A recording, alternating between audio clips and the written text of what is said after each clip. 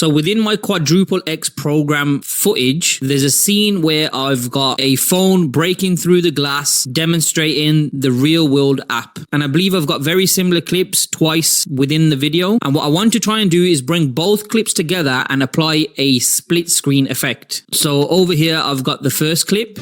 The real world has changed significantly since your participation. And then further down the timeline, I've got the second clip. Instantly rejoin the real world. So to do this, I'm going to drag the second clip over the top of the first clip. As you can see here on the timeline, I'm going to get rid of this speed ramp. This is something we'll talk about a lot later down the line. Get rid of the cross dissolve on the bottom footage. So now I've got two clips on top of one another. Obviously within your program monitor, you can only see the first clip. As you should know by now, the clip that's at the top of the track is always the one that is shown within your video edit. So there's multiple ways to go about doing this. I'm going to try and show you the most quick and easiest way. And to do that, I'm going to try and show you what I believe to be the most effective way and how I would go about doing it. But there are multiple ways to create a split screen effect. So because this video is a horizontal video rather than a vertical video, the split screen I want to create will be side by side. If you're working on a vertical video, you would apply the same principles. However, do it one above the other. So the very first thing I'm going to do is over in my effects tab, I'm going to search the word crop. Under video effects and transform, you can see the effect crop. I'll click this and drag it on the top of the phone breaking the glass. Let go of that. And then over in the effects control, where we would usually have motion, opacity, time remapping, you can see the FX has been added crop. And within this effect, you can see we have left, top, right, bottom. And what you can do is dial each of these effects to crop your clip. So if we was to increase the percentage on the left, you can see over in the program panel, I'm starting to crop the video clip. And I can also do that on the right. And then if I go to the motion, I can move the position of this clip so it's over on the right hand side of the screen. Now, if I just quickly play that Significantly since your participation. you can see we're starting to get this split screen effect. And what I might go ahead and do is just quickly reposition both the clips to make them look a bit better.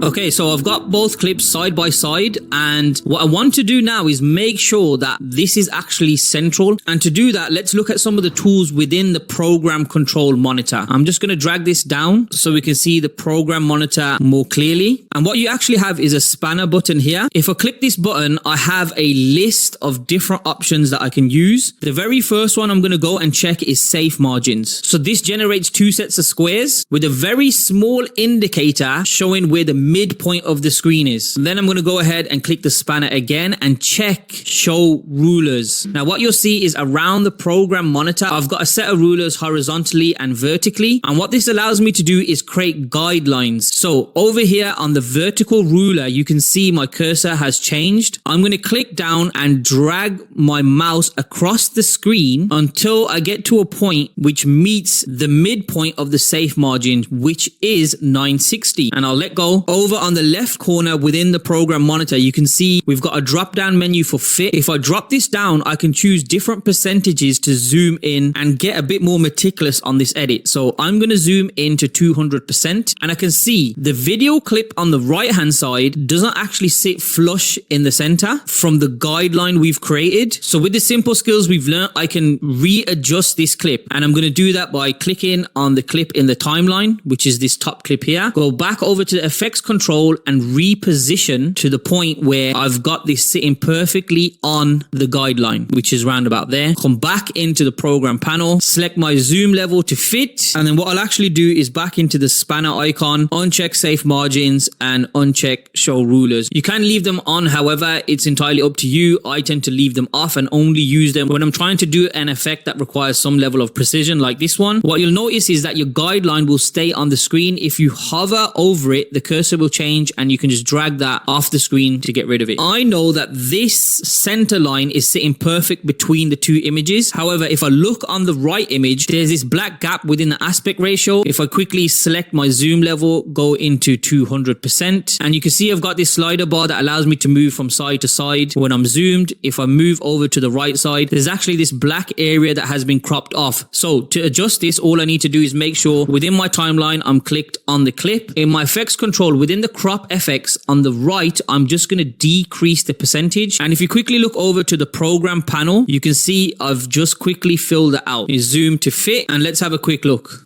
Significantly since your participation.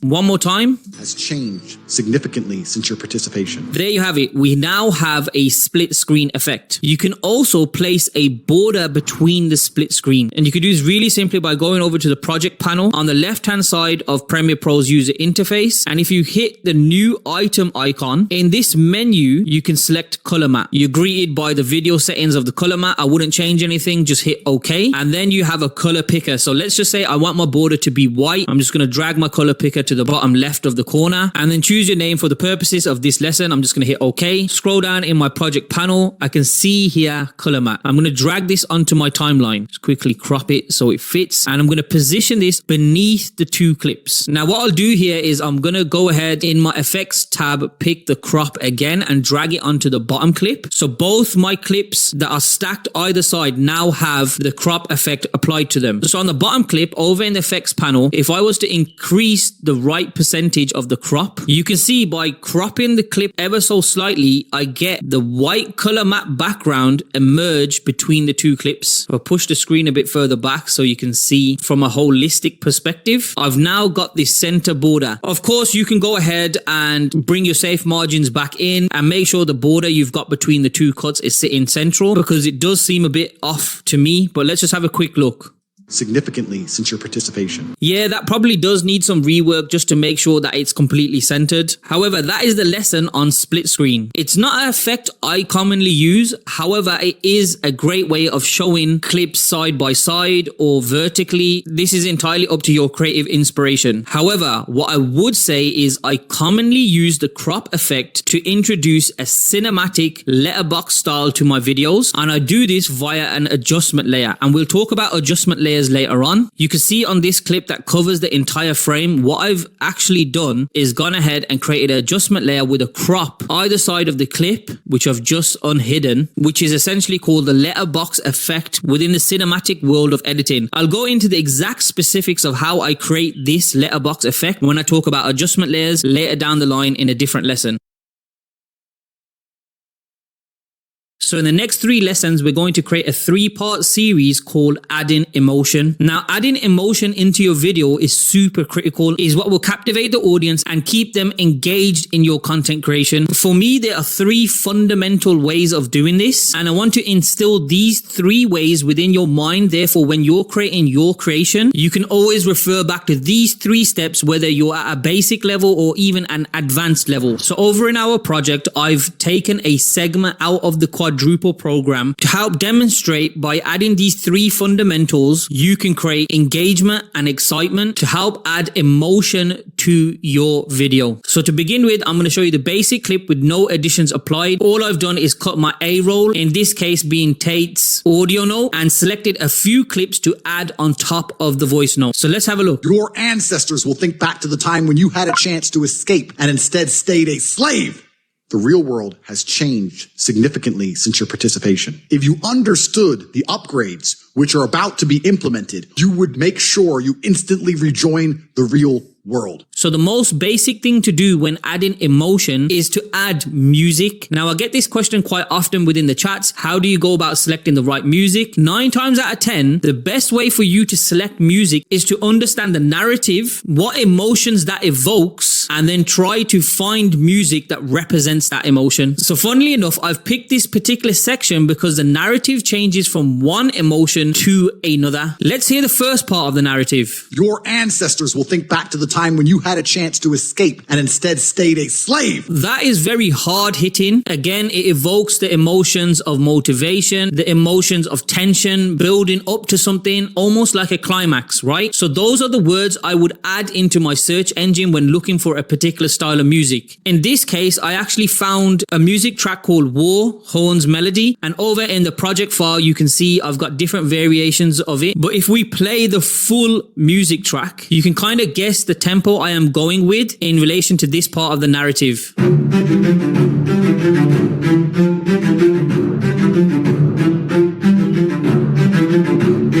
So it has that really tense kind of build up to something. Now, what most people will do is they'll just drag this music track onto their timeline, and far as they're concerned, it's done. They've added music in. And that's step one of the fundamentals. So I'm just going to go ahead and drag this entire audio into the timeline. What I'm going to do on this audio is right click, go to audio gain, and I'll probably minus it by 10 dB. Let's have a listen to it now. Your ancestors will think back to the time when you had a chance to escape and I think we can go lower. So once again, right click, audio gain. I'll probably add another -5. So overall, the gain is -15 dB. Let's listen again. Your ancestors will think back to the time when you had a chance to escape and instead stayed a slave. That sounds much better. I'm just going to cut this audio at the end, get rid of the additional audio. I'm just going to minimize this for a second because that's part of the next lesson. Let's just go ahead and play the track that we found that resonates with the narrative and listen to it all the way through. Your ancestors will think back to the time when you had a chance to escape and instead stayed a slave.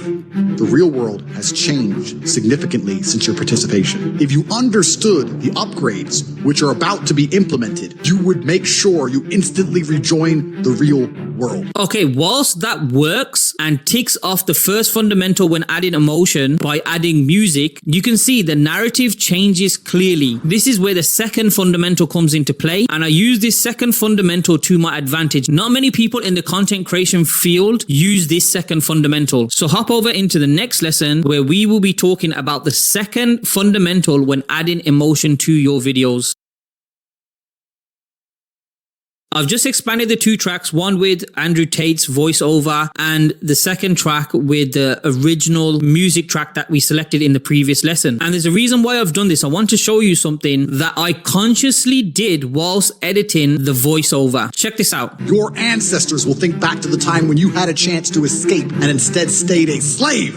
Notice how I've purposely left this gap in the narrative. That's because I already knew when listening back and editing the narrative itself that this was almost like a climax or a drop the mic point, a point in which the narrative itself changes. Check it out. The real world has changed significantly since your participation. Notice the change in narrative. This is where the second fundamental of adding emotion comes into play. Some people call it cut to beat. However, I like to call it sound adjustments or music adjustments. Cut to beat, in my opinion, is a good starting point, but I feel like this is the most simplistic version of adding emotion. Yes, this is CC basics too. However, I believe anybody who is in the content creation sphere should automatically understand that it's very good principle to cut your clips on a beat drop, but not many people cut to narrative or do music adjustments. And that is what I'm going to do right here, right now. This is the second fundamental when adding emotion. So to do this, I'm literally just going to cut the original track off. And now what I will do is follow the same mindset, the same process that I did previously when identifying the first track, which is listen to the narrative and try and understand what emotions it evokes. The real world has changed significantly since your participation. If you understood the upgrades which are about to be implemented, you would make sure you instantly rejoin the real world. So it almost evokes this feeling of triumph or call to action. It's like the climax of the narrative, right? So if we come over to our project panel and go back, I've sourced another music track. Let's go ahead and have a listen to it.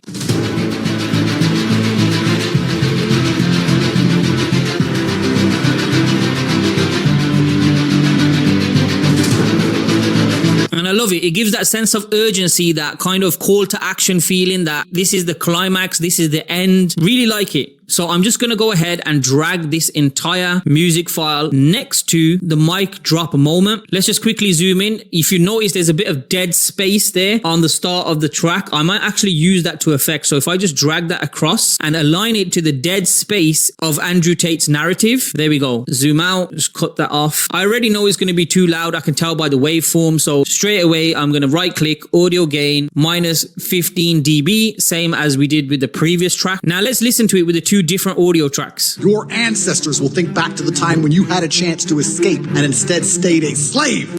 The real world has changed significantly since your participation. If you understood the upgrades which are about to be implemented, you would make sure you instantly rejoin the real world. Okay, so we need to do some finessing, or as I said, the second fundamental, which is music adjustments. And to do that, I'm probably going to increase this audio. It's actually quite low, so I'll increase it by 5 dB, therefore giving me an overall of minus 10 dB. And what I'm going to do is just zoom in here. I actually think there's no need for the dead space, so I'll reduce this, increase the first track. And what I want to do is make the sound of the first track drop off. There's multiple ways to do this. In one of our previous lessons, we used the cross dissolve as a way to drop the opacity on our video clips. I'm just going to go ahead into our effects tab and type in constant, and within our crossfade or audio transitions folder, you'll see something called constant power. If you drag this and add it to the end of the audio clip, it basically applies this effect on the end of the audio, and in a similar way to how you would drop the opacity on a video, it drops the power or the gain of the sound. Okay, so let's have a quick listen to this now. Your ancestors will think back to the time when you had a chance to escape and instead stayed a slave. The real world has changed significantly since your participation. If you understood the upgrades which are about to be implemented. Perfect. So what I've managed to do there is get two different tracks with two different emotions and convey the narrative emotion into the video. However, for me, it doesn't stop there. So what I'll actually go through now is a process of finding the particular area within the track that suits the narrative perfectly. And I've got those hidden in these two bottom tracks. And genuinely, this will be a case of me going through the whole process of listening to the tracks back and forth, looking for when the particular music track drops a beat, for example, and perhaps that would align better to the drop in the narrative. So you can actually see that on this first track. Let me just quickly play it for you. Your ancestors will think back to the time when you had a chance to escape and instead stayed a slave. So I think you heard the dramatic ending there, right? Within the audio. So over in our source panel where I've got the war horns melody, believe it or not, this particular section I found at the end of the audio track. Have a listen.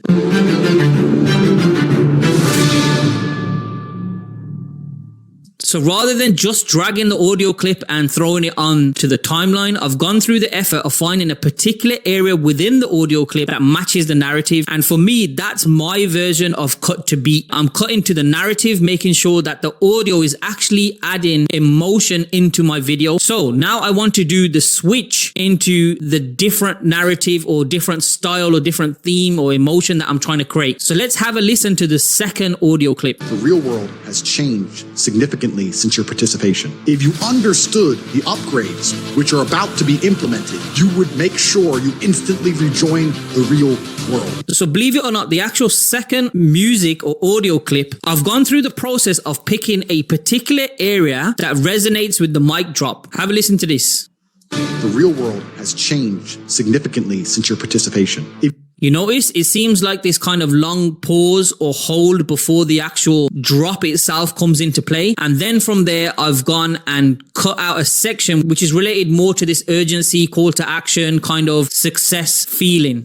If you understood the upgrades which are about to be implemented, you would make sure you instantly rejoin the real world. Now, there's also another cool feature you can use with constant power. So back over into my effects tab, if I drag constant power over these two clips, which even though they're the same track, there are different parts of the track. And if I let go, you can see this constant power is now overlapping on both clips, or I should say both cuts of the same audio. And what that basically does, it allows a bleed of the audio between the two sections. And if I was now to play this entire clip, it's almost like a symphony of two different tracks with different segments within their audio applied to my video, applied to my narrative to help add emotion. Let's play it back. Your ancestors will think back to the time when you had a chance to escape and instead stayed a slave. The real world has changed significantly since your participation. If you understood the upgrades which are about to be implemented, you would make sure you instantly rejoin the real world. Amazing, right? These two fundamental lessons in terms of adding emotion are genuinely worth their weight in gold. I cannot stress to you that being able to do what I've just done will literally take you above the 80% threshold of those in the content creation field. Now, at this point in terms of audio, I'd usually start going into sound design. That's something I don't want to touch on just yet, and this will be part of the lessons further down. What I now want to do is go into the third fundamental of adding emotion.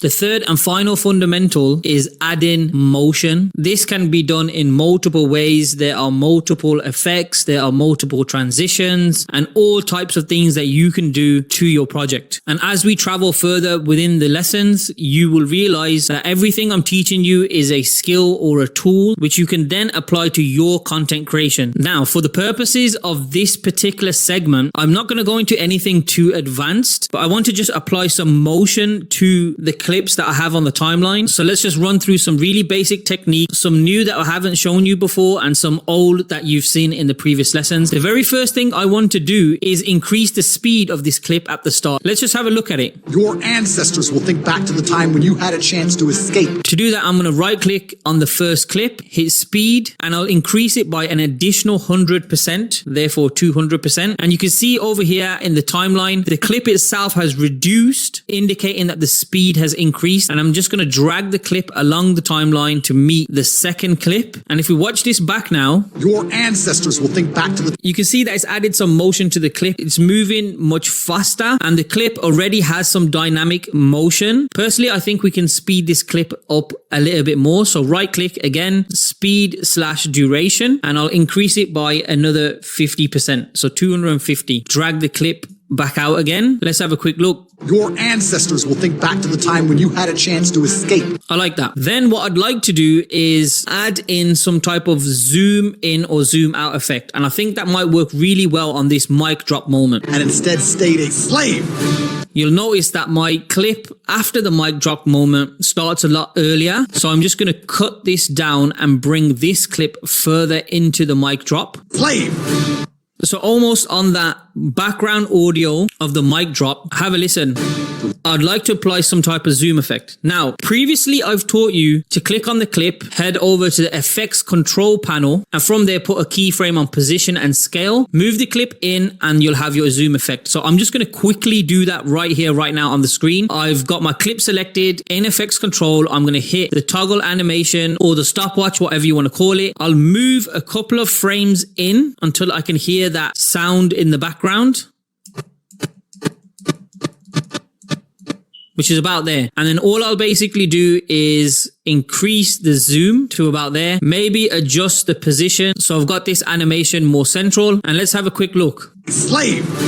But what I actually want to show you is a different way of applying this zoom effect. So I'm going to go ahead and remove these keyframes. I'm going to do that by highlighting the keyframes in the effects control panel, hit backspace or delete, and they've disappeared. I'm going to get rid of the toggle animation just by clicking them. And there we go. We're back to normal. What I want to do is come over to effects and type in transform. Now you can see under video effects, you've got transform. Click this, drag it over the clip, let go, and you can see in your effects control panel, you now have the FX transform. This will give you the ability to do exactly what we've just done. One, with a bit more control. Two, you can add some blur or shutter angle, which is the correct terminology. And three, which is the most important part and why I want to show you this, is when you zoom in or zoom out on a particular clip, if you was to copy that zoom in and zoom out onto another clip, so highlight the keyframes, Command Command C or Control C, go over to your next clip, click it and press Command P or Control P to paste in the keyframes. If the two clips are of different aspect ratios or different resolution, so for example, the first clip is 1080p and the second clip is 4K, pasting the keyframes from the motion, so scale and position, will not actually give you the same zoom effect. That's simply because the resolution or the aspect ratio or whatever it is, the clip is different. So 105% scale would be different on both clips. I hope that makes sense. So what you'd actually do is use the transform effect, and then if you was to copy this transform effect into another clip, which I'll show you how to do, it will apply the same transformation or zoom in zoom out effect without screwing it all up, because it's a different clip format or different aspect ratio, resolution, etc. So to use the transform effect, what I'm going to do is I'm going to hit the stopwatch button on position, and I'm also going to hit the stopwatch button on scale. I'll move in and find the point that I want to zoom.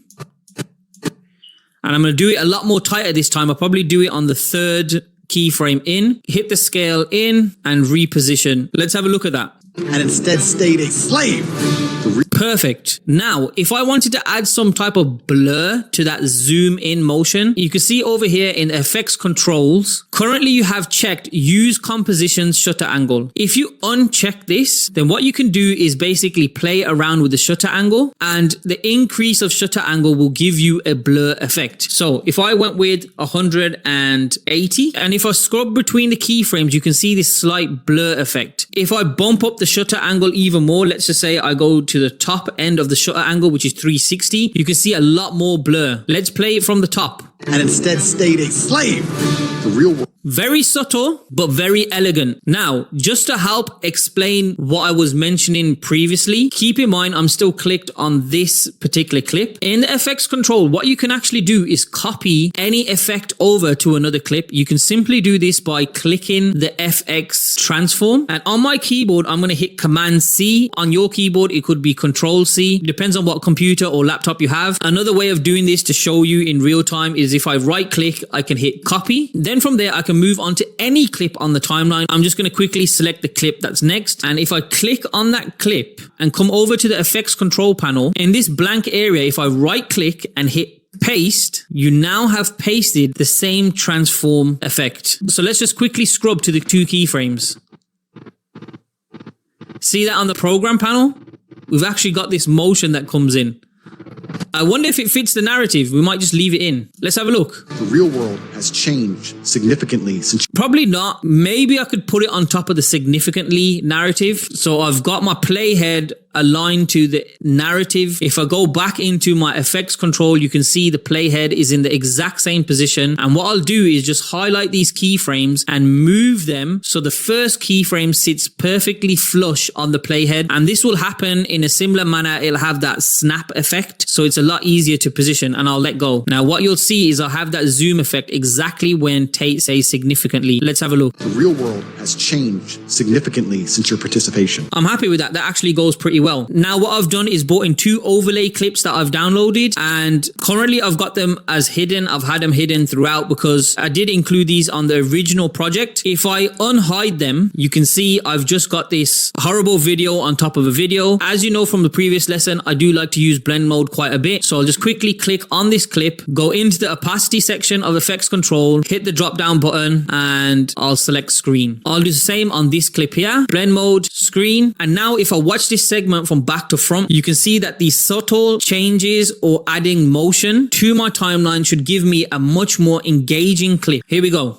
Your ancestors will think back to the time when you had a chance to escape and instead stayed a slave.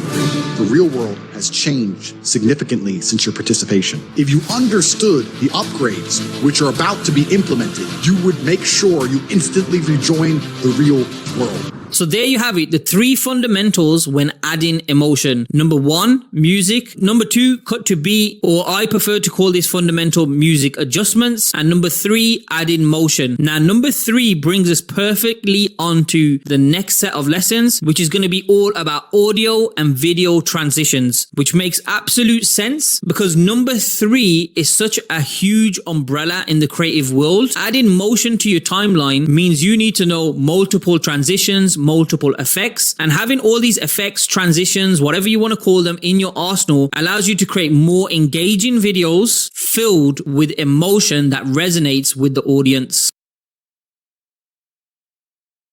Audio and video transitions. This can sometimes make or break your edits. And the reason why I say that is because in my journey of content creation, I've seen so many people overkill the amount of transitions that they add into their creation. And I'm not talking about simple transitions. I'm talking more along the lines of the whole zoom, blur, swirl, whatever you want to call it. People download packs and packs off the internet, apply them onto their edits, and they just litter the entire timeline with transitions. I want you to understand, the more subtle the effect is, the better the creation. And I'd even go as far as saying, if the average person who doesn't have no understanding of content creation, if they do not pick up the transition whilst watching the project, then you've actually done your job. So within Premiere Pro, if you go over to the effects tab, you can see there's a ready set of folders that are preloaded within the user interface. So you can see here video transitions, and if I drop this down, there's a whole bunch of transitions that you can use and play around with. A lot of these transitions are ineffective, they're really outdated, and most likely won't give you the transition that you're interested in. If you are able to see a CC transitions module within the Learning Center, that means I've managed to tie up with someone in the production field, and together we've created a CC transition module. If you're not able to see that, not to worry, I will eventually get around to creating something like this. And the reason why I need another person when trying to explain transitions to you, because building transitions and subtle transitions from scratch is really the route you would want to go down if you were trying to create transitions. And a great example of this is if you are holding a camera and you whip the camera or move it very fastly to the right, and then you also do the same movement in a different environment, you could piece those together to create a subtle transition that moves from one environment to another. That's more of the fancy cinematic style of transitions that were trending at one point. But when you work with clients, you'll start to realize that those are great, but most businesses and brands, unless they're in the content creation field themselves, won't necessarily look for that. In fact, it's been quite a while since I've done something along those lines. So for me, within the effects, the folder of importance is dissolve. And if you drop this down, you can already see that cross dissolve is highlighted, and this is the default, and rightly so, because majority of you will be using cross dissolve. I have them scattered throughout my project, and you've seen me use them quite commonly in all the previous lessons. The process of applying a transition or effect onto your timeline is extremely simple. What you'll do is click and drag, in this case the cross dissolve, onto a video clip. You'll actually see that your cursor has changed to indicate you are applying this transition. So that transition has now been applied to the end of the clip. I can do the same between two clips, and I can also do the same at the start of a clip. You also have the ability to reduce the size, or the length I should say, of the transition, just literally by hovering at one of the ends of the cross dissolve. You'll see the cursor change again, and then from there you can click and drag in or out, in this case as the cross dissolve is between two clips, and similar story with a cross dissolve at the start. So again, you can click and drag. I can delete these by clicking on the cross dissolve or the transition and hitting backspace. Really simple. I can also use a shortcut to apply the cross dissolve because it is a default transition. So to do that, I would pick the area of the video clip that I'm interested in, hover over that particular area and click, and then I would press Command D. I'm assuming those of you who are on Windows would press Control D. And there you go. My cross dissolve has been applied. I do use cross dissolves commonly. I think they're a great way to move from one narrative to another. And they're also a great addition when using the blend mode. So if I just quickly come over here and play this section,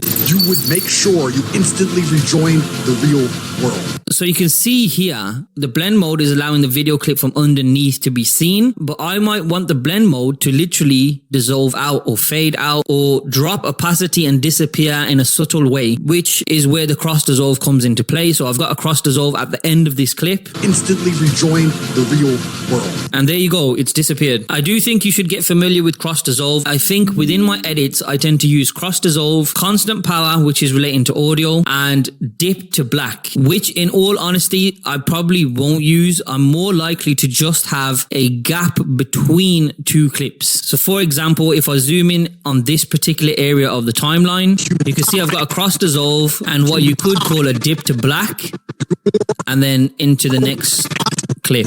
So what I can do is bring these two clips together, drag my dip to black across the two, and you'll see here as I scrub very lightly, I get a very similar transition to me just having a cross dissolve either side and then having a gap between the clips. All down to preference, all down to how you want to use them, but I would definitely encourage you all to use cross dissolve and dip to black.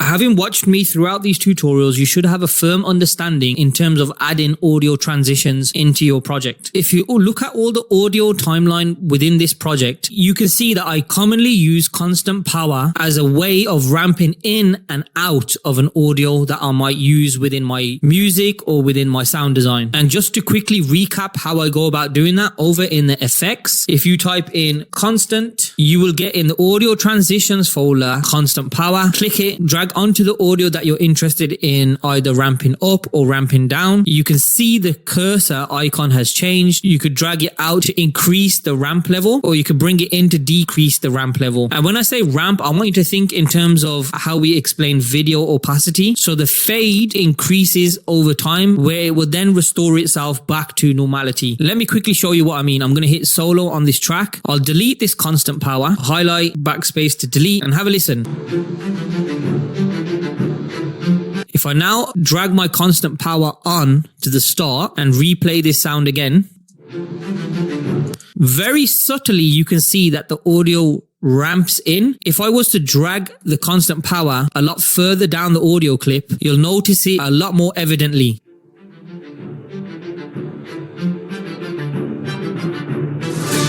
So for me, that's the most simplest and common way that I will use audio transitions. However, there is something that I want to show you in particular. And to do this, I'm going to zoom in on this particular audio clip. I'll drag the track wider so you can see. And I want you to pay attention to this white line that is running throughout the audio clip. You can see on all the different audio or sound design clips I have within my timeline. If you don't have that, you want to go over to the spanner in the timeline display, click on it, and make sure you have show audio keyframes highlighted. So you should be familiar with the word keyframes now. We've done a very similar technique within our videos. You click the video and then from there you can keyframe in the scale, the position, the opacity, all that great stuff. This is how you would do it for audio. Now, of course, it's audio, so you can't scale in or scale out. But what you can do is change the opacity, where I use constant power as a quick way of doing this. The manual way of doing this would be to click the pen tool over to the left of the timeline, and on this line that you can see in the audio clip, you can click anywhere to place a dot. So you can see there, I've placed a blue dot, and I can then place another blue dot at the start. Now, just by clicking the line and placing the dots doesn't necessarily do anything. But what you can do, if for example, we wanted to create a ramp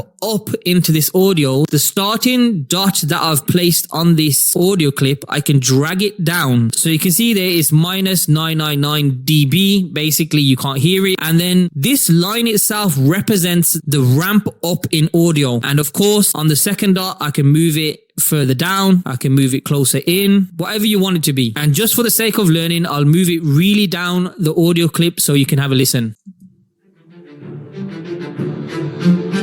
So you can see when it gets to the second dot, it is now at full power, or whatever your desired audio gain is. I believe mine on this particular audio clip is minus 15 dB. And I've brought that information up just by having my mouse hovering over the audio clip. So I tend to use constant power to do this a lot faster. However, there might be cases where you've got multiple strings of audio together and you actually need to double dip or have better control over the audio. So what do I mean by this? For example, if I place another dot here, I might want to bring this audio back down and then ramp back up. Again, I've placed another dot between these two lines. If I get somewhere in the middle, I can either bring it down or I might even want to increase it. Let's have a listen to that, even though that's going to sound absolutely wild.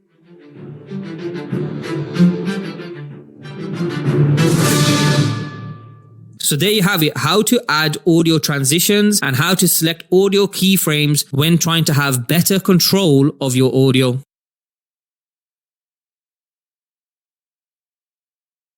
Now, majority of the footage that you'll receive from a client will most likely be talking head videos or A-roll. So over in our talking head project of Arnold, wearing a Viking helmet as he does, I want to show you a few tricks that can help create better transitions between the cuts if you're not going to overlay the talking head footage with any B-roll. Let's just quickly play this clip to remind ourselves where we left this edit off. This helmet is actually quite heavy. So what I want you to do is to be in tip-top shape, do your push-ups, do your training, train every day. Otherwise, you won't be able to wear it. It can go on a crusade, like you'll get your head bashed, and it's not good. So keep training. Let's move on. So straight away, watching the video back, you can see different areas in the narrative that have been cut where it almost seems like Arnold is jumping around. Now, from a general perspective, this is fine, but what you want to do is try and make those cuts as subtle as possible. There's a couple of ways you can go about doing.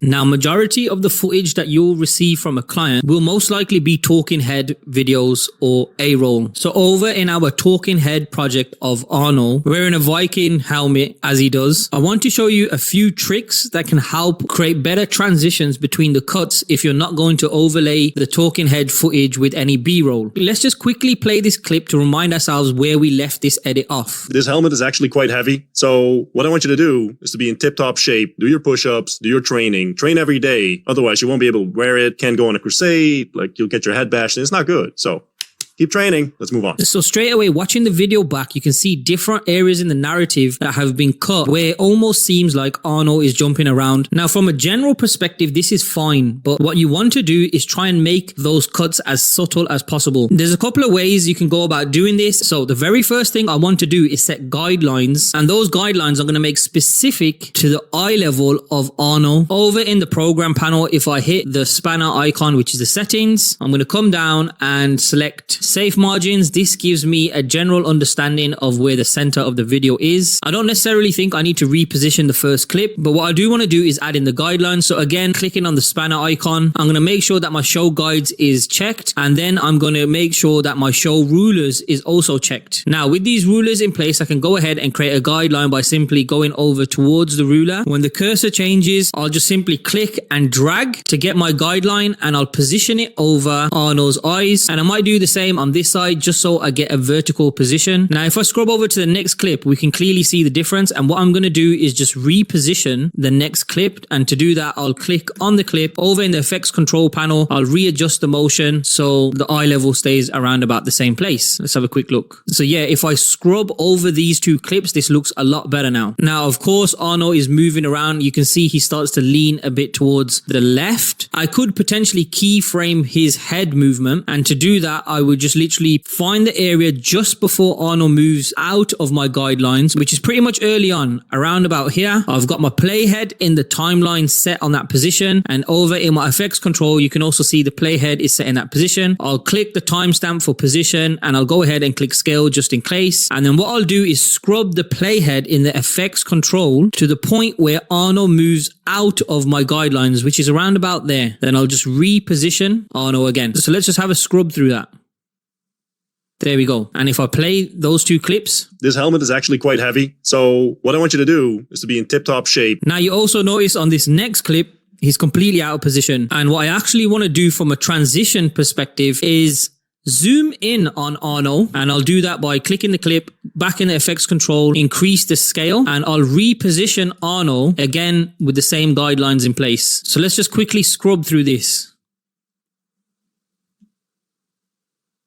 And that looks pretty good, right? It gives you a cool effect, commonly known as a jump cut within talking head videos. But what I want to do is show you a more seamless transition between this jump cut. And to do that, we can use an effect called morph cut. So over in my effects, I've written morph, and you can see within the video transitions, you have morph cut. I'll click it, drag it over the two clips. And if I just quickly zoom into this timeline, you can see that it's been applied over the two video clips. And over in the program panel, there'll be a notification that says analyzing in background. background. It's disappeared now because Premiere Pro has done what it needs to do in terms of applying this transition to the two effects. So if we scrub over this morph cut transition that's been applied, you can see that the two clips look slightly disfigured. For example, if I hold the playhead here, you can see Arnold's fingers look slightly disfigured. So does the helmet. Therefore, what we can do is start to play around with the duration of the morph cut. So you should already know how to change the duration of transitions. I'm just going to hover my mouse over the end of this duration and drag it into 3 seconds. Premiere Pro will start analyzing the transition in the background. Let's give it a few seconds for it to do its thing. There we go. And now if I just swipe across, you can see very subtly how this transition almost masks away the cut. Let's play it from the top and remove our guidelines and rulers. So what I want you to do is to be in tip-top shape, do your push-ups. Really cool effect, really simple to use. Now, with that being said, I generally don't use the morph cut. It can come in handy from time to time. It's something worth knowing just in case. But 9 times out of 10, I will try my best to position the talking head in relatively the same position as the previous clip. This usually does the trick. Oh, and before I close this lesson, I want you to take note of a very simple way of copying motion across multiple clips. If I click the clip my playhead is currently on, over in effects control, if I hit motion, Command C or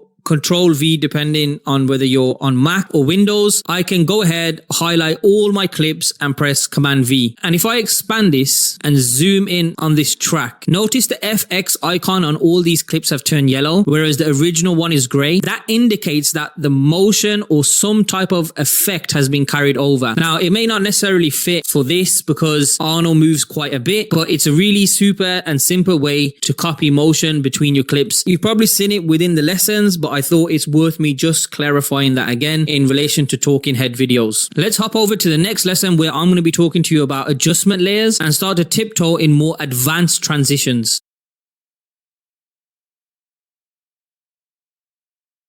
You've seen and heard me use adjustment layers throughout these lessons. In this lesson, I want to briefly cover adjustment layers and a use case scenario in relation to transitions. So the very first thing I want you to understand is that adjustment layers are essentially blank layers on your video edit, which you can then apply effects, transitions, and all sorts. When creating an adjustment layer, by default, it will appear as a pink layer, which you can see I've currently got on the top of this entire project. And the reason for that is I commonly use the crop effect on the adjustment layer to give me the cinematic bars within my edit. If I click on this adjustment layer, you can see over in the effects control panel, I've got a crop effect added on. And usually for every project that I do requires cinematic bars. Therefore, I go with 11% at the top and 11% at the bottom. And then if you look over into the program panel, you can see I've got these cinematic bars. Just to help your understanding even further, I'm going to click the eye icon on this particular track to hide this layer. If you look at the program panel, you can see the cinematic bars appearing on and off and hide the layer. So that should give you a basic understanding of adjustment layers. Now, I want to show you a particular transition with the use of adjustment layers, and this will all make sense towards the end of this lesson. And the reason as to why I'm showing you this particular use case of adjustment layer transitions, I will reveal towards the end of this lesson. So if I click over into this sequence that I've got created here, adjustment layers, I've got 2 clips of Andrew Tate. They already have this kind of lens blur around the clips, but it's just a hard cut, right? A great way for me to create a transition between these 2 clips is by first adding adjustment layer. You do this by going over to the project panel, and at the bottom you can see an icon which is the new item icon. If you click this, you have a menu which you can click adjustment layer. What you'll now see is the video settings for the adjustment layer open. I wouldn't recommend you do anything with this. It should be set to the default settings of the sequence. So go ahead and hit OK. So then over in your project panel, you can see the adjustment layer. I'm just going to drag this onto my timeline, position it on top of my footage and let go. Nothing's happened whatsoever because it's just a blank layer. What I will do is position my playhead on the cut between the 2 video clips. Then I'm going to press shift and right on my arrow keys. That will jump 5 frames. Let me just quickly count that back for you. 1, 2, 3, 4, 5. So shift, right arrow, quickly make a cut, shift left arrow to get me back into the center position where I originally placed my playhead, shift left arrow, cut, and I'll get rid of the rest of the adjustment layer around. Then shift right arrow to get me back into the center or between the cut, and I'm going to click on the adjustment layer. As you can see over in the effects control, the adjustment layer has the basic settings, which is motion, opacity, and time remapping. However, it doesn't matter what you do to this adjustment layer. If you see I'm moving the scale in and out, nothing is happening. Like I said, it's a blank layer. What I'm going to go ahead and do is in the effects tab, type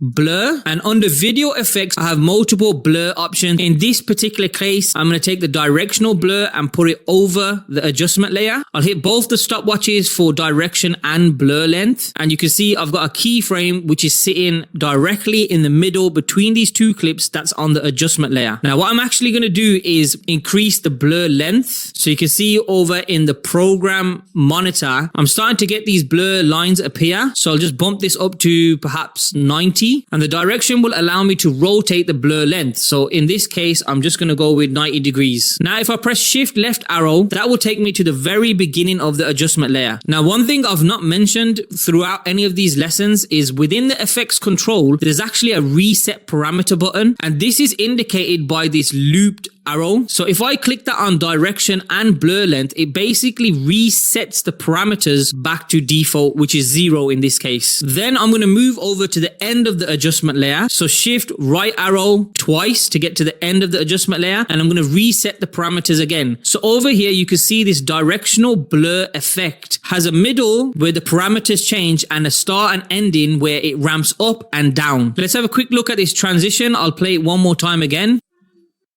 So you get this really cool blur effect that basically moves one clip to the other. Now, me personally, I don't necessarily like this effect, and that's simply because of this kind of dark black blur around the footage. There's certain things you can do to play around with it, right? I'm going to go back into the middle. I'm going to get rid of the direction, and I'll probably only put my blur length to 10. So it's a lot more subtler. Have a look.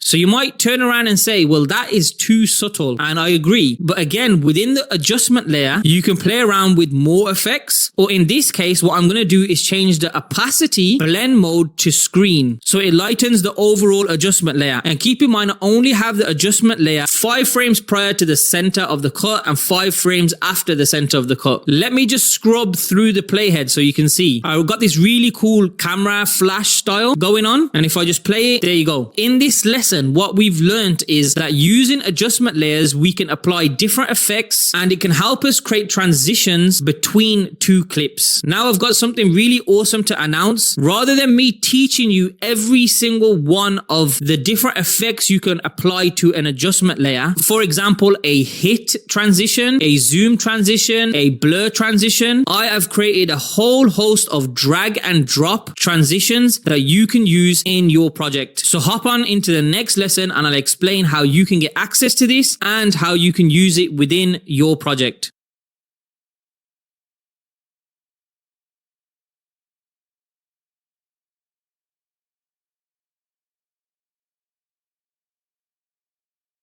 I'll be showing you how to download the ammo box and use it for your own projects. Above the CapCut crash course, you can click on CC Ammo Box, download the 100+ transitions, then once you've downloaded it, you'll have to unzip the file. You can use any unzipper you have, right click on the file and extract all. If you are on Apple, you can just double click and it will extract all the files for you. When you open the file, you'll see that it's just a text file. Copy the link within the text file, paste it into your internet browser and hit enter. This will then direct you to a shared folder. Inside this folder, you'll have the assets folder and the Ammo Box Premiere Pro project. Download them both into the same folder location. Do this to ensure Premiere Pro does not create any linking media issues. Now open up the Premiere Pro project file you downloaded. You'll see something like this, where you have various types of transitions, camera transitions, exposure transitions, flat, glitches, files, etc. Choose one transition. For example, let's use pixel number 4. If you double click on this, it will open up a new sequence, and on the timeline you will see 2 layers, in and out. These are guidance layers for you to understand where the actual transition takes place. The 4 layers above this are the transition itself. If you play this, it will look something like this.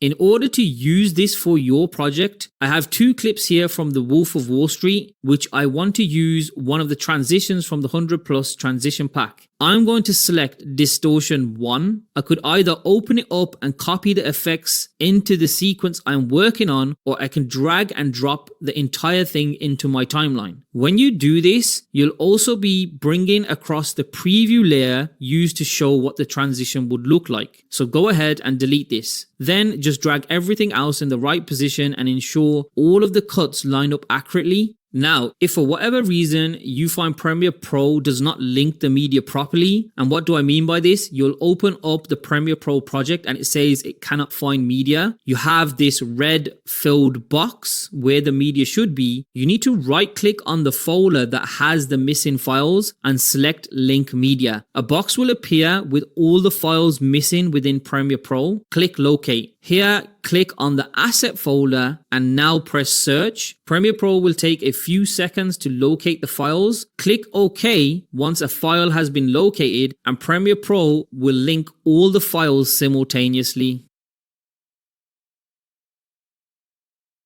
If you want to use the 100 plus transitions for vertical video, you should make a new sequence, and in the new sequence settings, the frame size you require is different to the 1920 by 1080 you have for horizontal videos. Not by number, but by order. Instead of 1920 first, you should have 1080, and rather than 1080 second, you should have 1920. So 1080 by 1920. This is a 9:16 vertical video. Where you will begin to face an issue is if you simply drag and drop these transitions, they will not work. This is because the transitions were made for a horizontal 16:9 video. So if we play this, nothing happens. So what we need to do here is first create a new item in your project panel and create an adjustment layer. Ensure the adjustment layer is also 1080 by 1920. Press OK, and now drag your adjustment layer onto the timeline and make sure to cut this to match the length of the actual transition. The in and out, they do nothing. You can delete them and nothing will affect your workflow. As mentioned before, they are there just to indicate where the start, middle, and end of the transition is. The 4 layers above, however, are important. So what we're going to do is recreate these 4 layers. Click on the new adjustment layer that you've created, and then either holding Alt on Windows or Option key on Apple, click and drag up. Let go to make another copy. From here, you want to cut both adjustment layers in the middle, and you now have 4 new empty adjustment layers. Now you want to right click on one of the transition adjustment layers, click copy, go to the newly created adjustment layer that is in the same position, right click and select paste attributes. Be sure all attributes are checked. Now go ahead and do this for all 4 adjustment layers. To make this super clear, top left, copy to top left, bottom right, copy to bottom right, and so on. Do not copy one of the transition layers to the wrong new adjustment layer. From here, you can now delete all your old transition layers and hit play. The new ones you have created will now work for vertical videos. In this section of CC Essentials, we're going to be exploring audio. But before we do, I've got another video ad that I've been creating for my client. Let's go ahead and have a look at the sequence and the video ad. If I were to tell you that there are ways of making money which are so foreign to you, so alien that you've never even heard of them, you'd sit there and go, no, possibly that can't be true. I probably have heard of it. If you've heard of it, why are you still broke? Modern university is the biggest scam in the history of Earth. Gold has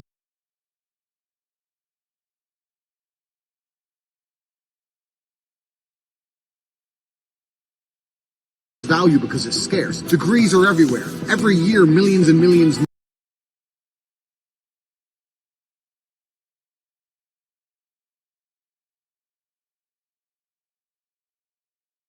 more appear. They lose their value, and still every year they charge you more and more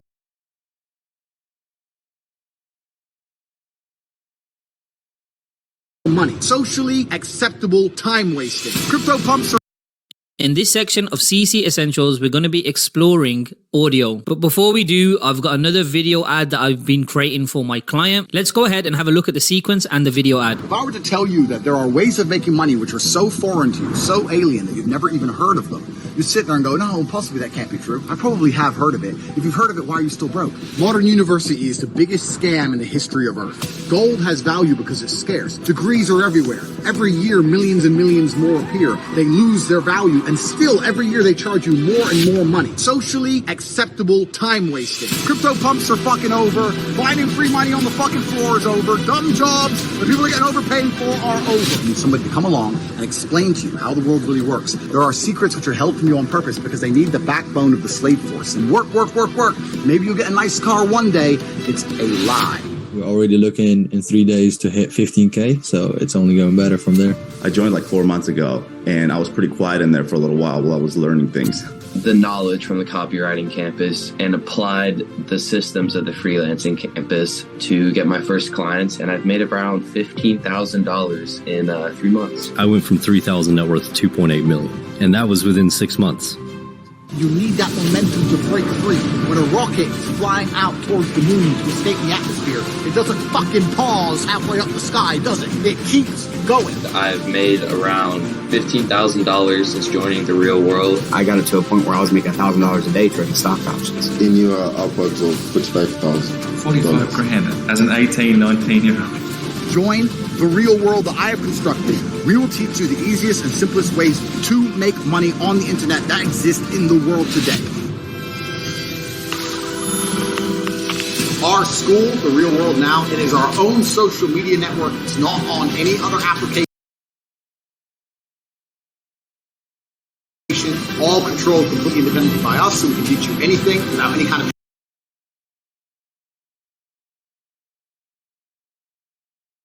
hesitation or delay or concern for what the matrix will do about us teaching.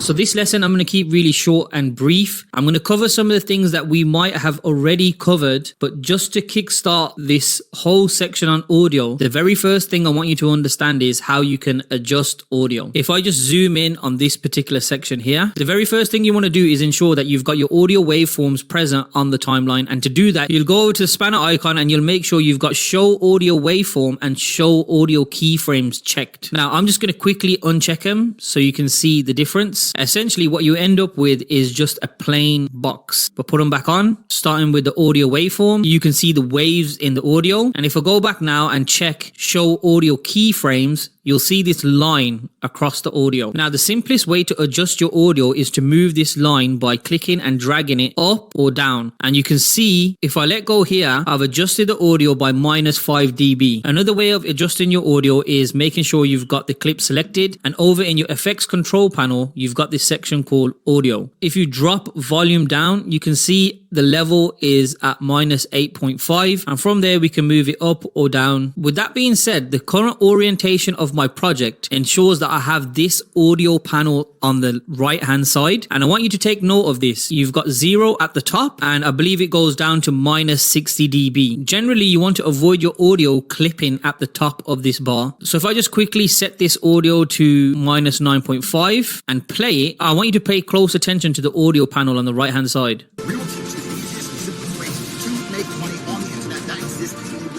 Now, if I push this all the way up, let's say to +6 dB, I'm going to play it, and I want you to pay attention again to the right-hand audio bar. We will teach you the easiest and simplest ways to make money on the internet that exist in the world today. Notice how the audio keeps hitting the 0 dB. You want to avoid this because your audio will generally start to clip or distort. A range which I tend to play in when audio is considered is anywhere between -6 being the very maximum and -15 being the minimum. There's also another way you can adjust your audio by right-clicking on the clip and hitting audio gain. From there, you have the default setting of adjust gain by, which you can go ahead and plug in a number. And there you have it, a simple lesson on adjusting your audio. Before we move on to the next lesson, there's a key thing I'd like to mention. I would make the adjustments on my audio prior to making in all the cuts. This is just to ensure I'm not cutting all my individual clips on my A-roll and then having to go back and adjust particular sections of the audio. And with that being said, let's jump into the next lesson where I'll teach you some really cool tricks within Premiere Pro on how to make sure you get crisp audio. It's not uncommon for your client, brand or business, or even your own footage to have background noise. And what I want to do is show you a really quick and simple way within Premiere Pro that you can remove background noise. To do this, I'm going to use one of the clips I've got within Premiere Pro. So over in my project panel, I'm going to grab this clip, drag it down to new item, and you can see on the cursor there's a little plus sign. Let go, and what this will do is automatically create a sequence within my timeline for just that clip. I'll expand the tracks, and let's have a quick listen. You have two choices. Either you can follow me, join the real world that I have constructed. So straight away you can hear the background noise, and in order to move this, the most simplest way is to click on the clip, and over in the essential sound panel we can reduce the background noise by clicking on dialogue. Now if for whatever reason you can't see the essential sound panel, you can go over to window and make sure you have essential sound checked. I'm going to go ahead and hit dialogue, which will then bring up a whole host of effects you can play around with. What I suggest is you click on repair, and then from here you can check reduce noise. So let's have another listen. You have two choices. Either you can follow me, join the real world that I have constructed. So you can see here Premiere Pro has identified and removed some of the background noise. A better way of doing this is selecting a preset within the dialogue. So I'm going to go ahead and hit clear audio type, which then will remove any effects that I've applied to the audio and bring me back to the essential sound. And what I can do from here is hit preset, go to dialogue and select clean up noisy dialogue. Now this will repair the noise, the rumble, the DS, which I will go into more detail further into the lessons, but let's go ahead and have another listen. You have two choices. Either you can follow me, join the real world that I have constructed. I'm going to press Command Z so you can hear what it sounds like without the essential sound effect applied. You have two choices. Either you can follow me, join the real world that I have constructed. So once again, in the essential sounds, hit the preset, dialogue, clean up noisy dialogue, and it does a really great job. If for whatever reason it doesn't do as good of a job with your particular clip, it's always worth you playing around with the sliders on reduce noise, rumble and DS and see if you can find that balance that removes the background noise whilst also keeping in the dialogue. But generally the clean up noisy dialogue preset does a really good job of removing any background noise. It's also worth me mentioning that whatever we've done in the essential sound, if you travel over to your effects control, you can see the effects have been applied to your audio. So you've got the FFT filter, de-esser and de-noise. You don't need to worry about them. I want you to focus on the essential sound panel. There is also another way which I'm not going to deep dive too much. If I just clear the audio type and go over to the effects tab and type in de-noise, under the audio effects you got noise reduction, restoration and the de-noise effect. I can click this, drag it over to my clip and let go. Then with my clip highlighted over in the effects control, you can see the de-noise effect applied here. If I hit edit in custom setup, this will bring up a de-noise editor, which allows you to explore lower and higher frequencies along with hertz. What I recommend is you click preset and select heavy noise reduction or light noise reduction. I think in this case it'd be heavy noise. And if I just scrub back and play, you have two choices. Either you can follow me, join the real world that I have constructed. Not necessarily good as what we did with the clean up noisy dialogue preset on essential sounds, but that's because this is a lot more manual and a lot more controlled. I'm not necessarily going to go in depth in this, and it's something that I will cover in the CC sound module. What I'd like to do in this lesson is dive a bit deeper into the essential sound panel, but not to worry, I'm not going to go in too deep because a lot of the sound topics are covered in the CC sound production module. So if I just pull this panel wider for us all to see a lot more clearly, the first thing worth noting is you want to ensure that you are selecting the correct audio type. So as you can see, we've got 4 sections: dialogue, music, SFX and ambience. In our particular case, we've been playing around with dialogue, and it's probably one of the most important sounds within your project. So we explored previously, we've got presets, and in the dialogue section you do have the clean up noisy dialogue, but you've got other presets such as from the radio, which allows you to change the dialogue as if it's coming out of a radio. But let's go ahead and hit dialogue. I'm just going to close all the options that we have so we can run through each one of them top to down. They all have check boxes to the right side of them, which you can click on and off. Let's look at loudness. So if I click on loudness, we have a function here called auto match. Now, what this actually does is standardize your dialogue in LUFS. Now, I don't want to go too much into LUFS, but essentially you need to think of LUFS as the standardized scale across all video, all clips. It's very different to DB. So if you imagine series that are on Netflix, they're not all produced by the same team. However, they're all directed to have the same number of LUFS. That way, if you're moving from one series to another, you don't have to adjust the sound on your TV. Rather, the LUFS is standardized across all the series. So if I remember correctly, I believe the standardized LUFS is -23. So if I hit auto match, it should standardize the LUFS. So the audio's now been auto matched to target loudness of -23 LUFS. This can come in really handy when you have multiple clips. Next, repair, which we've seen in the previous lesson, but essentially reduce noise will try and remove the noise from the background. Reduce rumble will identify low frequency sounds and plosives and try to remove them out of the dialogue. De-hum will attempt to move humming sounds. This is a common sound that can happen if you're in a studio environment and there's a lighting setup, and maybe within the lighting setup there's a humming fan as an example, or a fan noise, or maybe when cable wires are crossed over, sometimes your production setup can result in a very subtle humming sound in the background. Next is DS. Now DS or de-esser essentially is removing the S sounds from the frequency of your dialogue. And then finally you have reduce reverb, which essentially is a great way to try and reduce any echo that you might have in your footage. Now, a lot of that is about repairing, fixing bad audio. Clarity, on the other hand, moves us into the region of making our audio better. The very first option you have within clarity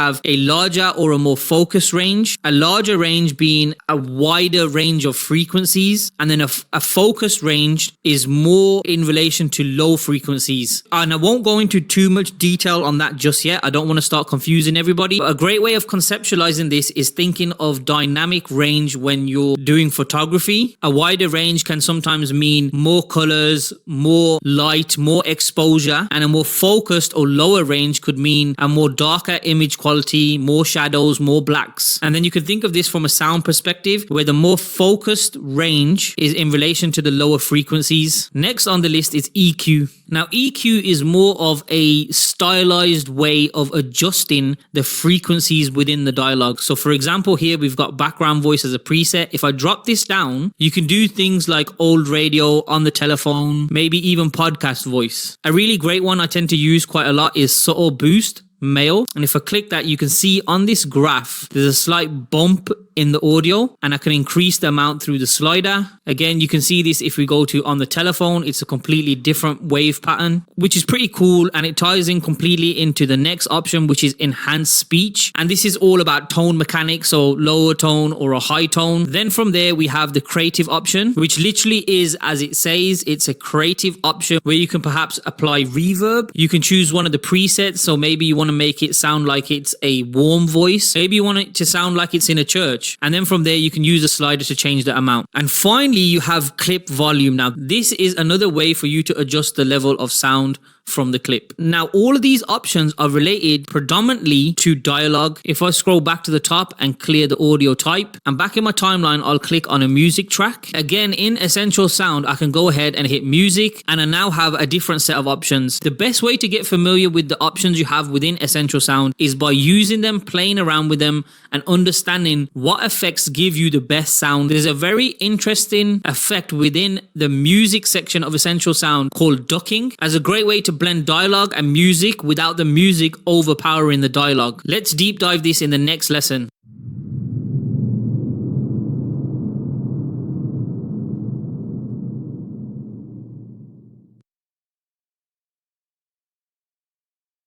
There is a variety of ways in which we can duck our music from our dialogue. And when I say duck, I want you to genuinely think of somebody ducking down. If I was to play both the video track and audio track together as it is, you'll see that the music is very overpowering.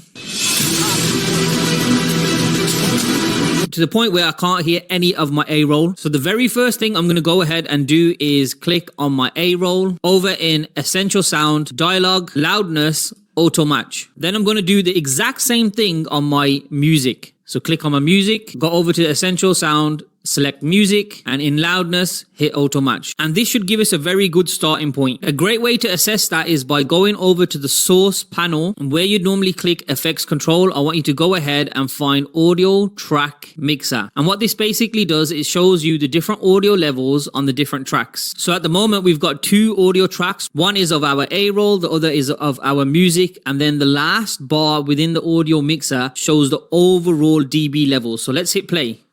You have 2 choices. Either you can follow me, join the real world that I have constructed. I'm going to play it again, but I want you to pay close attention to these levels here as they move up and down. So you can see in audio track 1, we're floating anywhere between 5 to 8. But in audio track 2, which is the music, we seem to be touching around about a steady 16. So that straight away indicates to me I might want to raise the voice of my A-roll, because the overall mastering of both tracks is still in a fairly decent position. So to do this, I'm going to right click, hit audio gain, increase it by around about 3 dB. Of course, you can do this in a variety of ways. Let's scroll back and have a quick look. You have 2 choices. Either you can follow me, join the real world. Again, I still feel like the music is overpowering. So rather than increasing the A-roll this time, I'm going to go ahead and decrease the music. Let's have a listen again. I have constructed a platform completely outside the matrix that uses 18 modern wealth creation methods, which we will show you how to make money regardless of whether you have a little bit more. You're ready to start with, regardless of how much time you have, regardless of your level of English, we will teach you the easiest and simplest ways. Okay, I think that's pretty good. So that in itself is not the actual lesson on ducking, because ducking occurs when you don't have any A-roll or dialogue occurring. I see this in a lot of videos where A-roll audio drops off. However, the music still stays the same, which is usually something very subtle in the background. Now, you don't want that. For example, if you've created a video where you've got your A-roll and then the rest of the video is actually all audio and overlay footage of different clips, different cinematic sequences, then you want to ensure that the music pops back up. Of course, there is the controlled method of doing this. So if I zoom in on the timeline, hit the pen tool and create 2 points, from there I can select V and drag this keyframe up to about 0.7 dB. Let's play that. Regardless of how much time you have, regardless of your level of English. You can see there's a gradual rise in the music. You probably could put it even higher. Let's play again. Regardless of your level of English. There we go. That's the more controlled method, which I've previously showed you in the CC audio section. However, what happens when you have a video with multiple gaps in? And as you can see, I'm just cutting up random sections in this video. I haven't truly processed the A-roll audio as best as I can. I just want to try and show you this particular method. The very first thing I want to do is highlight all my A-roll and make sure that Essential Sounds has it selected as a dialogue, which it does because I originally auto-matched this at the start. Then from there, select the music, and in your essential panel, as mentioned in the previous video, we have ducking. So if I go ahead and select ducking, you can choose what the music is going to duck against, or what the particular track that you've selected is going to duck against. In our case, it's of course the dialogue, but you could have something that ducks against the music, SFX, ambience clips, or any other audio. Now we've got a rack of different options. I'm not going to play around with those just yet. I'm going to leave them as the default settings and hit generate keyframes. We can see 2 keyframes have been generated. However, the 3rd, 4th, and 5th area have been missed. So this is probably because of the fade position. So I'm going to increase the fade position quite dramatically to about 6.5. Hit generate keyframes. Boom. And there we have it. Let's go ahead and have a listen to these ducking situations. Completely outside the matrix that teaches 18 modern wealth creation methods.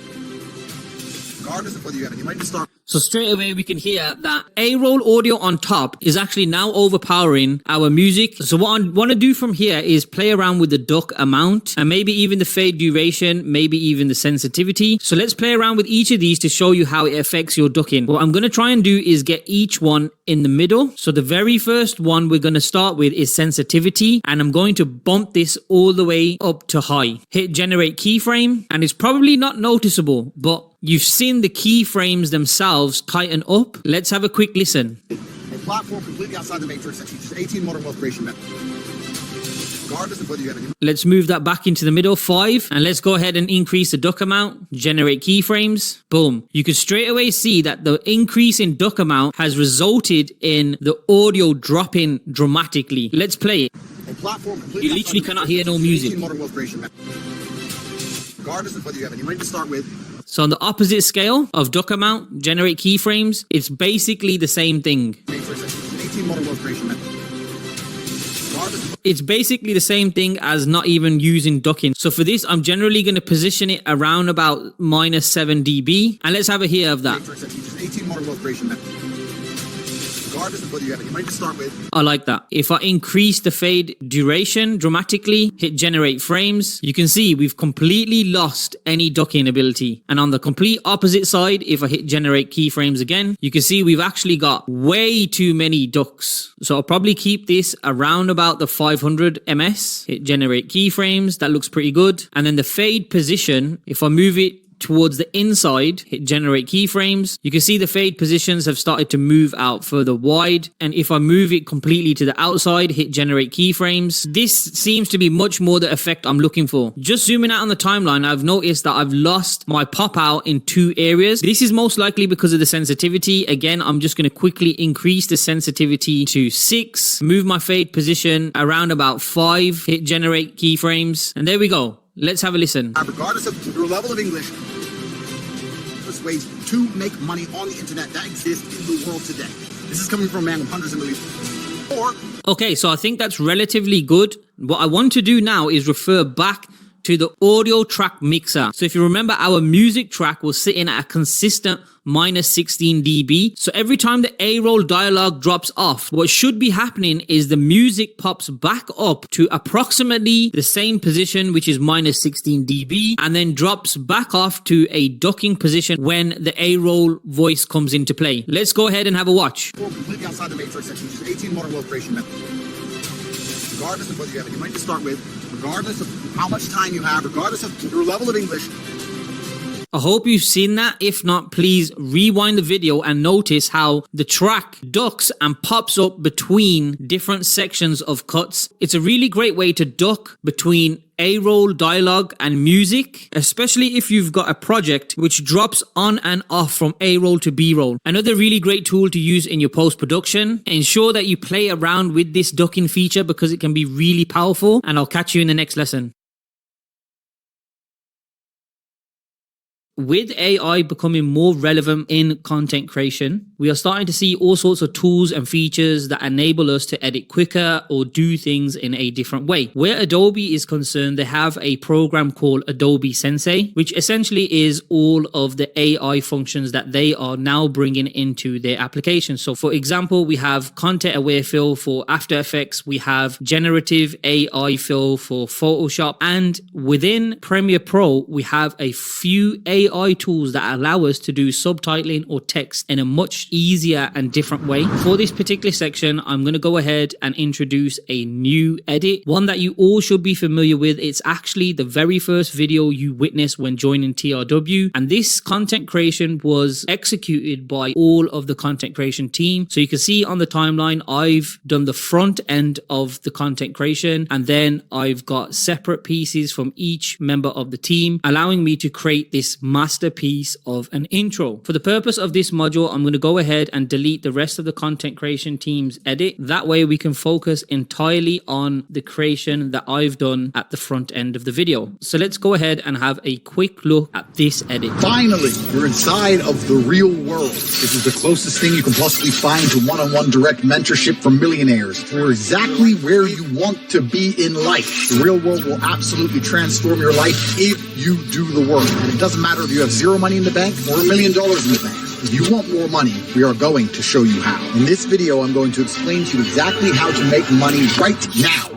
Right after this video, you will be redirected to a quiz. It will analyze your current situation and make a recommendation for a skill to learn based on your input. You're not forced to follow its recommendation, but understand this is where our algorithm predicts the highest chances for you to make money today. Another edit with all the same ingredients that I've taught you previously, adding emotion, getting the soundtrack in, SFX, decent overlays, making sure that the visuals suit the narrative. Now, what I actually want to do is add captions to this content creation. With Adobe Sensei, we no longer need to add manual captions. We can go ahead and have these auto-generated by Premiere Pro. So in order to do this, the very first thing you want to do is click on Window, and then from there, click on Text. This will open a text box in your source monitor or source panel, whatever you want to call it. What you now will have is the text heading enabled, whereby you're greeted with 3 options: transcript, captions, and graphics. Ensure that you've got transcript selected, and then from there you will have the clips that you've used in your timeline highlighted. So here I've got 9 source clips have not been transcribed. So all I'm going to go ahead and do is click on transcribe, and then from here Adobe Sensei will go ahead and transcribe each of the narratives in my sequence. And there we have it. After a few minutes, we now have our entire sequence captions available for us to use. Now at this point there are a few options, but because I just want to get this initial lesson across to you, I'm going to get these captions that are currently shown in the source panel over to my timeline in the sequence panel. So I'll just drag this up so we can see what is exactly happening. And what I want to do is, in this transcript box, there is a button called CC, which is create captions. If I click on this, I'm now greeted by a create captions box, which has several options. Me personally, I leave this on subtitle default, and then I can also drop down my captioning preferences, which is related to the maximum length of characters, the minimum duration, the gap, whether it's a single or double. Because my video is a horizontal video, I'm going to go ahead and only check single. I'm quite happy with the default settings, and in terms of the format and style, I'm going to leave them exactly how they are. This I will edit once the captions are in my timeline. So I'll just go ahead and create captions. For some of you who are creating vertical videos, I'd advise you to play with the maximum length and the minimum duration to find what best works for you. And as simple as that, we now have captions on our video. A separate track has been created where we can see all of our captions. And if I now put the narrative as a solo track so we can only hear Tate's words and quickly play a section of this, you'll be able to see the captions in our player. Finally, you're inside of the real world. This is the closest thing you can possibly find to one-on-one direct mentorship from millionaires who are exactly where you want to be in life. Now, what I want to do from here is actually highlight every single one of these captions. And soon as I've highlighted them, I can double click on one of the captions and my essential graphics panel will open on the right hand side. It may open somewhere different for you, that's fine. But if I just pull this across so we can see the essential graphics panel in more detail, here I'm able to change the text, the size, the position, the appearance, all of the usual good stuff. So for me, I'm going to go ahead and choose a default font that I use quite often, which is Rileyson W01. And notice how my text is currently lowercase. I always prefer to keep my text uppercase. And to do this, just under the alignment section, I have the option of small caps and all caps. If I go ahead and click all caps, you'll now see that all of these captions are now in all capital letters. From there, you can go ahead and play around. Maybe you want to add a stroke. You can even change the width of the stroke around the writing. Again, all of these options are entirely down to what you want from your content creation. Now, before I end this lesson, as a word of warning, I want you all to understand that sometimes AI is dumb. Therefore, I truly recommend you re-watch the subtitles and ensure that the written captions actually match the narrative, as it is not uncommon for there to be multiple mistakes in the auto captions feature.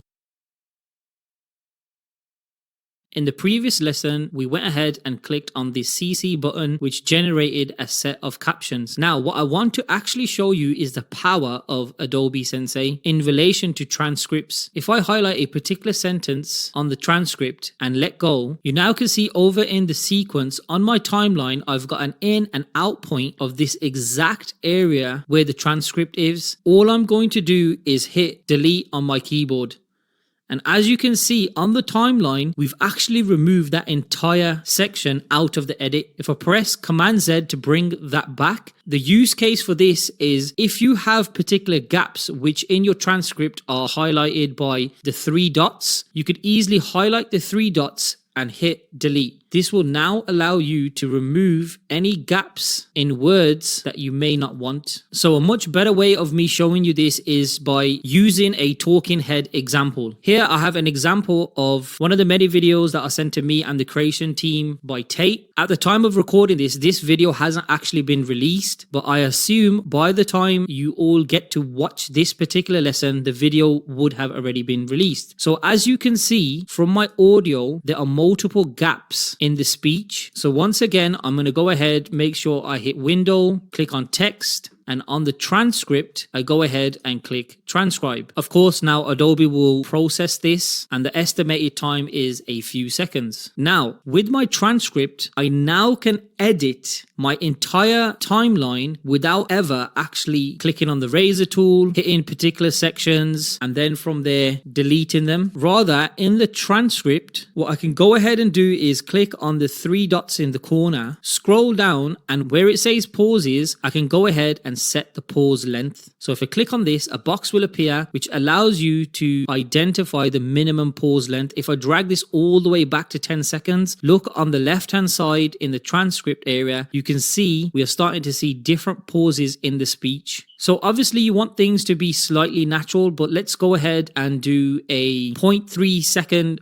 pause and hit set. Now I can literally go ahead, highlight these pauses and start editing my video, and you can clearly see on the timeline by me removing these pauses, it's actually doing all the cutting that I would normally have to do when I first start editing my video. And this feature can be used not just for taking out gaps, it can also be used for taking out sentences that you might not necessarily want. So for example, in this particular section where Tate says how rich, I can highlight this, hit delete. I can also go ahead and change the specific words, which is extremely useful for when I create my captions. Now, if I just quickly pull this timeline up and zoom in, we can actually see cuts have been made. And of course, if you want to go ahead and get more fine-tuned and deeper cuts, you just basically want to adjust the set pause length. Genuinely an interesting feature enabled by AI.